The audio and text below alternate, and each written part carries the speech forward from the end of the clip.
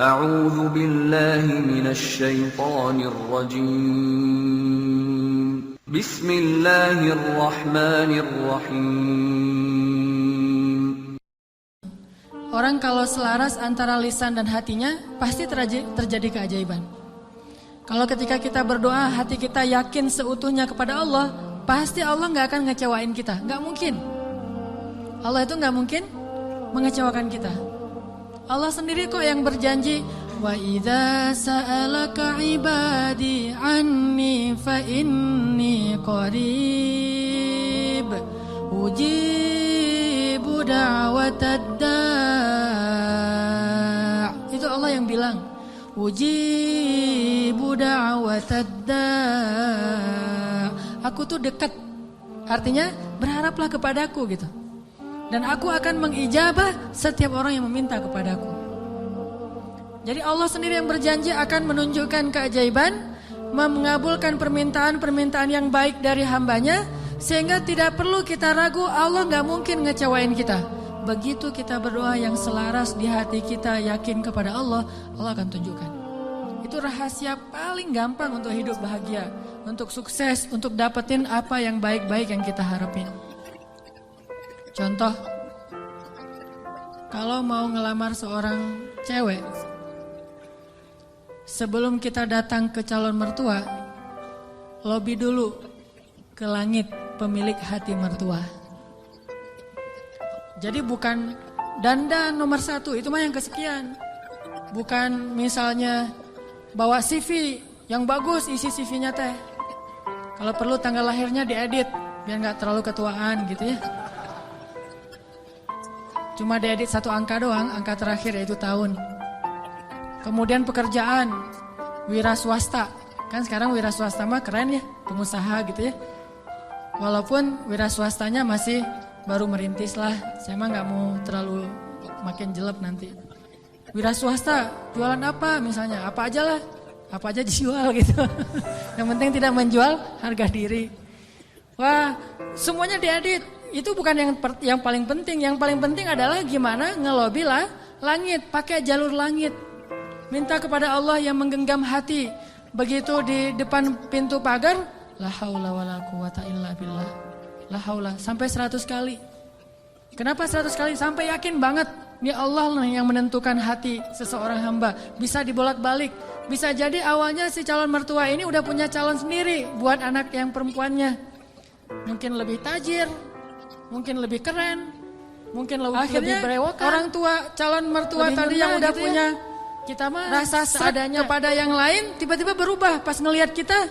Wah, ini nih calon menantu saya nih. Kita baru mau ngomong, udah tenang aja. Kamu bukan hanya akan saya berikan anak saya, juga domba-domba gitu ya. Kan la haula wala quwata illa billah. Dikasih modal nikah, dikasih mahar, disiapin semuanya, dimudahin banget. Kenapa? La haula wala quwata illa billah. Itu lebih penting daripada mahar, lebih penting daripada bawa kendaraan apa walaupun minjem, lebih penting dari apapun. Lebih Allah dulu pemilik segala hati hamba. Itu berlaku banget. Jadi kalau selama ini masih belum beruntung, berarti kurang la haula wala quwata illa billah. Tips supaya mengakhiri masa jomblo, yakin sama Allah, banyak-banyak la haula wala quwata illallah, dan berani datang kepada calon. Kalau kata seorang pelawak, kalau kita jelek, jangan takut untuk mencintai seorang perempuan, karena yang takut itu harusnya yang dicintai, kan gitu ya. Kita mah gak usah takut, yang dicintai yang takut, yang datang ke saya kok wajahnya gini. Tapi itu mah cak lontong. Jarine cak lontong. Oke. Sama juga kalau misalnya seorang istri pengen membujuk suaminya. Membujuk apa ini? Membujuk tambahan saldo. Ini udah akhir bulan nih, tanggal 31, pakai la haula wala quwata illa billah. Itu ngaruh banget. Sambil senyum, sambil la haula wala quwata illa billah. Oh, ngerti mah, besok ditransfer gitu ya. Gak usah bilang, "Pa, uang bulanan," gak usah. Bilang aja la haula wala quwata illa billah. lobby Allah sehingga dia jadi sayang sama kita, dikasih lebih. Jalan ke mall, lobby Allah supaya dia sayang sama kita, dikasih lebih. Jadi dibeliin apa. Ini semuanya karena kita yakin sama Allah yang Maha Kaya. Saya pernah dulu di tablik. Awal-awal saya dulu hijrah dari hidup gak jelas menjadi agak jelas. Saya waktu SMA juga masih belum jelas. Suka sama cewek tapi gak pernah disukai. Mungkin saya mirip dengan kata-kata Cok Lantong tadi kali ya. Suka, alhamdulillah gara-gara saya gak diterima, akhirnya saya gak pernah pacaran. Itu bukan karena saya gak mau pacaran, karena nasib aja. Jadi akhirnya gak bisa pacaran. Nah, pas sudah jelas gara-gara datang jamaah tablik berdakwah di sekolah saya, akhirnya saya masuk ke tablik yang khuruj 3 hari, 40 hari. Di tablik itu ada pelajaran tauhid yang menurut saya bagus ya, inspiring gitu. Kalau kita lagi makan nih, kan makannya tuh rame-rame tuh, pakai talam gitu kan, makan rame-rame. Terus ada petugas khidmat namanya yang ngasih-ngasih lauk, nasi, ikan segala macam. Jadi SOP di tablik, kalau kita lagi makan, mau minta tambahan makanan, nasi, ikan atau lauk, itu nggak boleh minta kepada yang khidmat. Kita ngomong Allah, ikan Allah, datang tuh ikannya. Wah ini ikan, Masya Allah, Allah kasih datang ikan. Di situ belajar tauhid tuh. Ternyata kuahnya kurang. Allah, kuah, Masya Allah, kuah, Masya Allah. Datang tuh kuah tuh. Soalnya orangnya dengerin gitu ya. Tapi walaupun ini agak-agak menurut sebagian orang aneh, justru di situ kita belajar yakin sama Allah.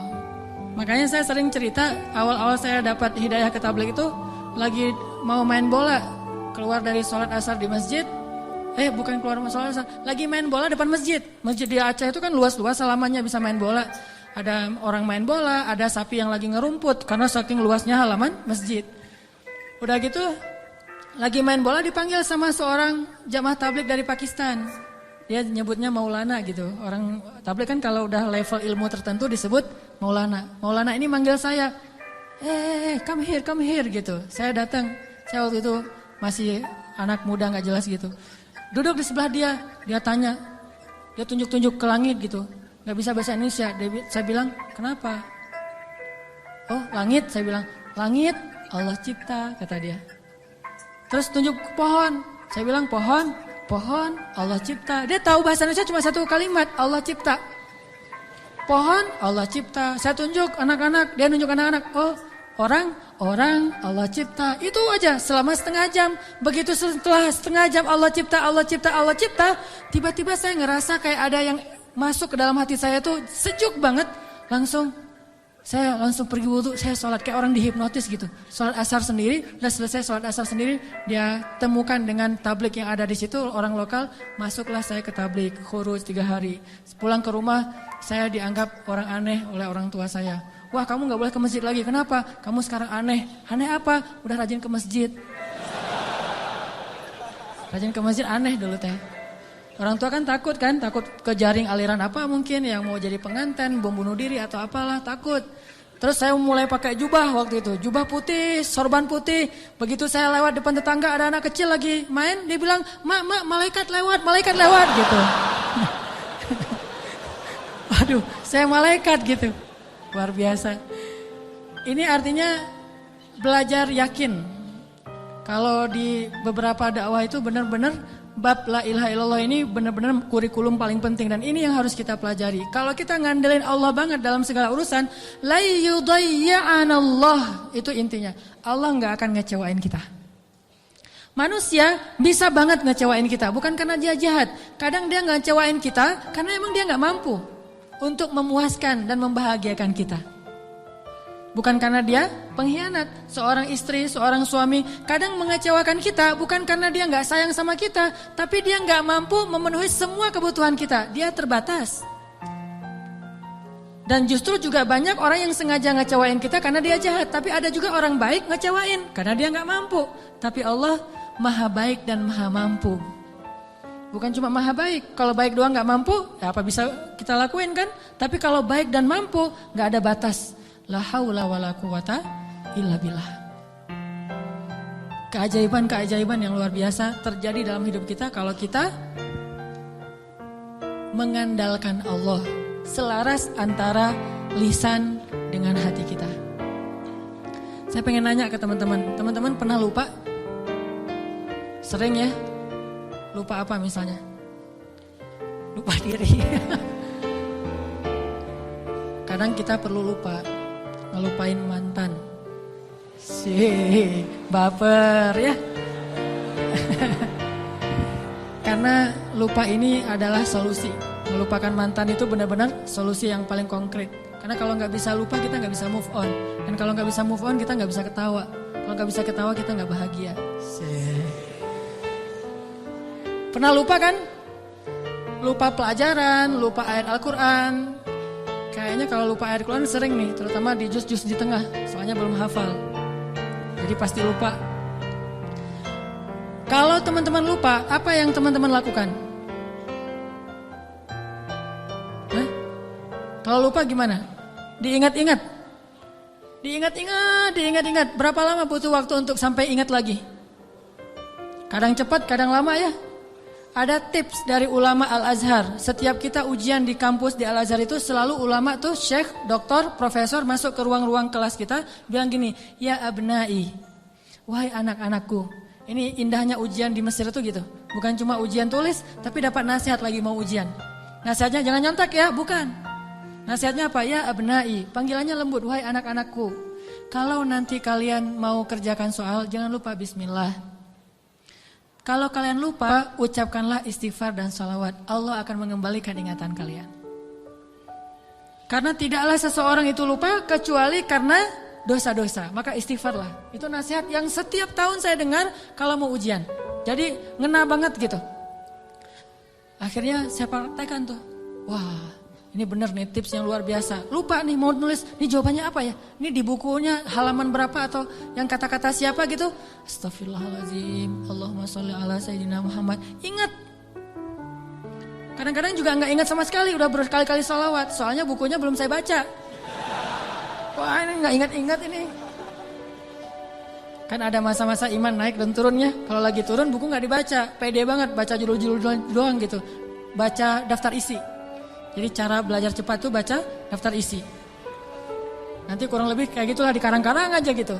Akhirnya nilainya harus di remedial, diulang. Padahal udah selawatan masih remedial. Kenapa nggak belajar? Kalau kita lupa, coba deh uji iman kita dengan istighfar dan salawat. Kalau belum ingat juga, berarti iman kita masih lemah. Lupa nama si fulan, siapa ya? Lupa namanya. Astagfirullahaladzim, Allahumma sholli ala sayyidina Muhammad. Langsung ingat. Itu berarti insya Allah udah bisa ngandelin zikrullah dalam hidupnya. Kalau belum bisa, berarti banyak-banyak istighfar. Andalkanlah Allah, la yudayyi'akallah, maka Allah tidak akan mengecewakan kita.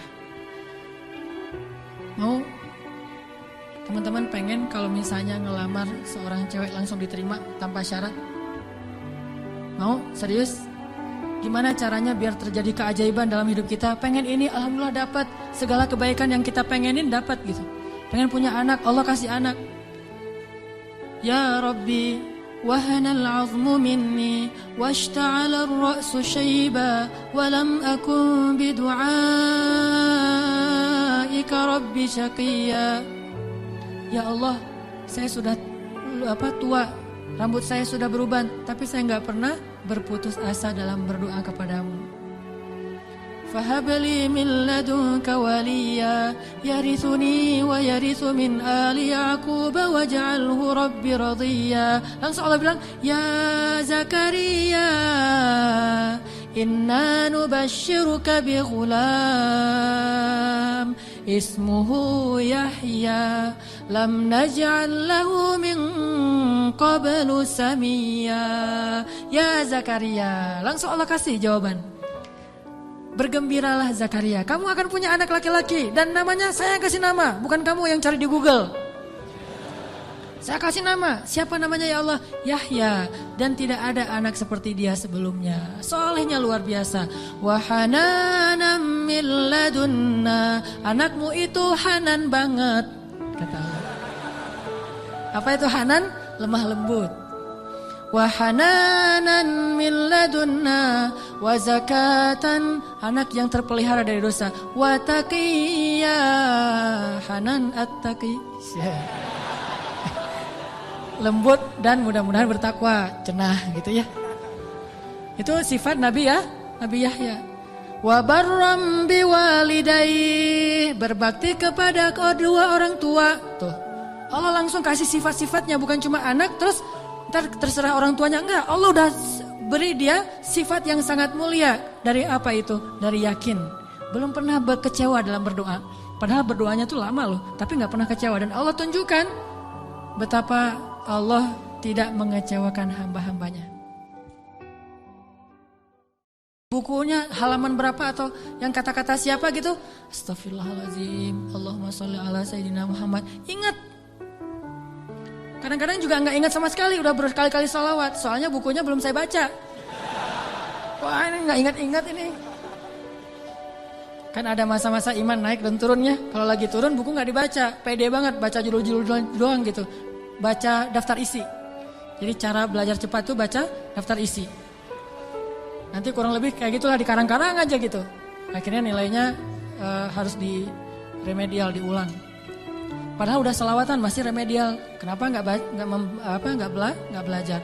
Kalau kita lupa, coba deh uji iman kita dengan istighfar dan salawat. Kalau belum ingat juga, berarti iman kita masih lemah. Lupa nama si fulan, siapa ya? Duh lupa namanya. Astagfirullahaladzim, Allahumma sholli ala Sayyidina Muhammad. Langsung ingat, itu berarti insya Allah udah bisa ngandelin zikrullah dalam hidupnya. Kalau belum bisa, berarti banyak-banyak istighfar. Andalkanlah Allah, la yudayyi'akallah, maka Allah tidak akan mengecewakan kita.